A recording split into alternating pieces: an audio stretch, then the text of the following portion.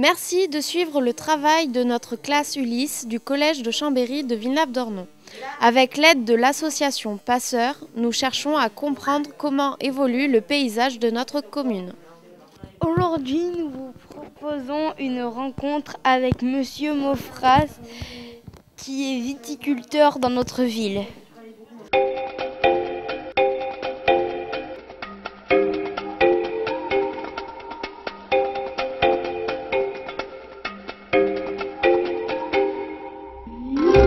Bonjour, tout d'abord, en quoi consiste votre métier?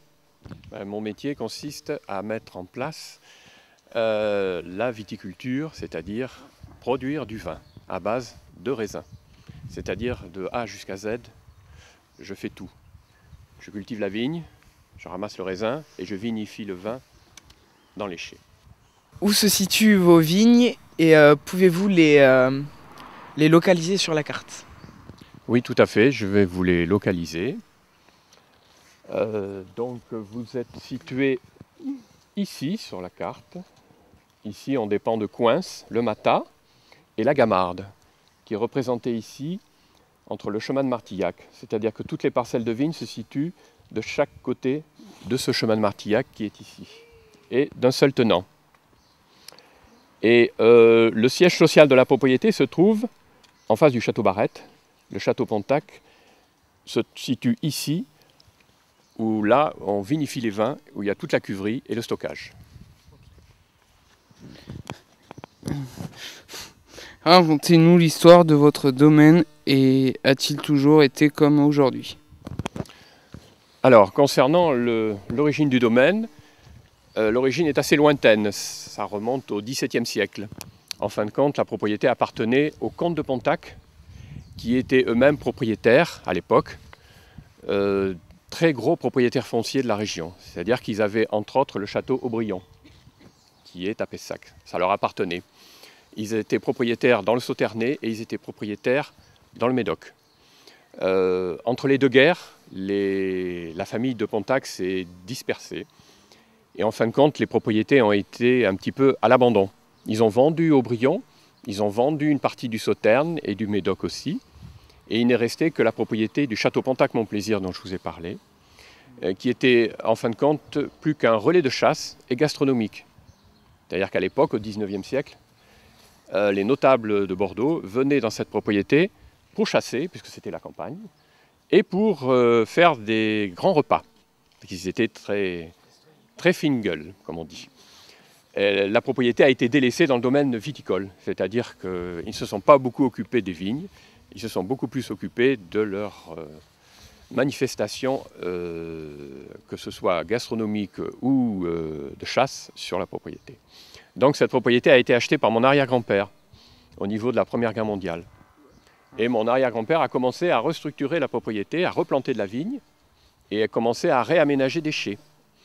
En 1939, pendant la guerre, la propriété a été occupée par les Allemands et par les Français. Donc on a eu une période où la propriété a été encore délaissée, où on ne pouvait pas entretenir le matériel, ni protéger la vigne contre les maladies.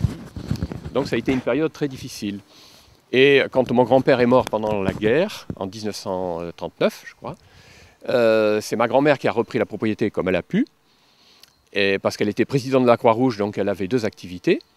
Et après la guerre, c'est mon père, en 1950, qui a repris la propriété. Donc là aussi, on a continué la restructuration du vignoble et une partie des chais pour les renouveler. Mais en 1966, on a été exproprié d'une partie des vignes qui se trouvent sur la rocade, que vous prenez régulièrement tous les jours. Donc le vignoble a été amputé de presque de la moitié de la surface. Et on a gardé, si vous voulez, toute l'entité d'ici en gestion par quelqu'un d'autre. Et moi, ça m'intéressait, donc quand j'ai eu 20-25 ans, j'ai décidé de reprendre avec mon père la vinification et le vignoble aussi. Et à partir de cette date-là, dans les années 95, on a complètement changé le type de vinification et le type de culture sur le vignoble. Pour quelle raison le domaine s'est-il implanté à cet endroit? Alors là, je ne peux pas vous répondre très franchement, puisque ici, la propriété appartenait à des Hollandais au XIXe siècle, et il y avait des archives dans la propriété, mais qui ont brûlé. Ce château a brûlé en 1830, je crois en 1830-1840, donc on a perdu toutes les archives qui, justement, donnaient des informations sur l'origine du vignoble. Donc on ne peut pas vous donner, franchement, une origine. Ça remonte au moins au XVIIe siècle. Ici, vous êtes situé sur deux coteaux, à l'inverse des autres propriétés de Pessac-Léognan où ils sont souvent sur du plat. Et moi, j'ai la particularité sur ce vignoble, c'est que le terroir est totalement différent de mes confrères de Léognan.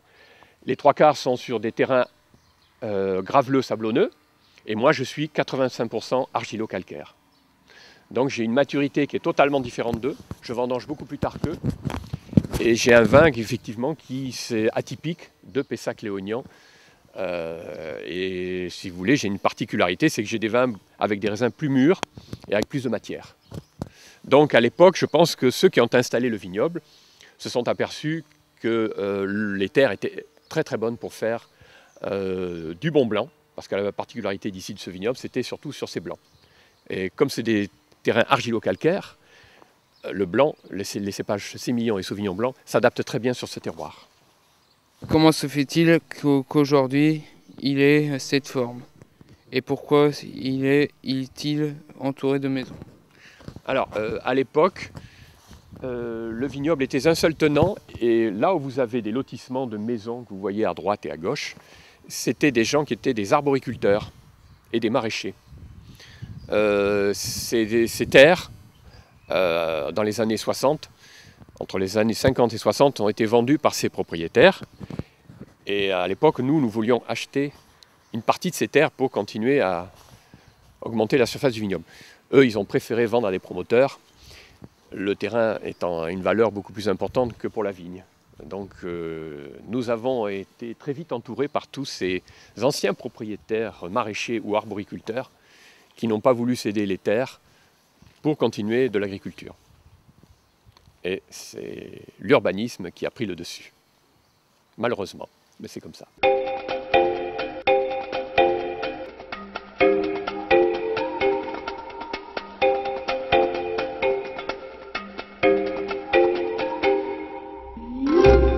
Grâce à cet entretien, nous savons comment l'activité de vigneron a évolué et comment elle modifie le paysage qui nous entoure. Pour découvrir tout notre travail sur le paysage de notre commune, abonnez-vous à notre chaîne. À bientôt.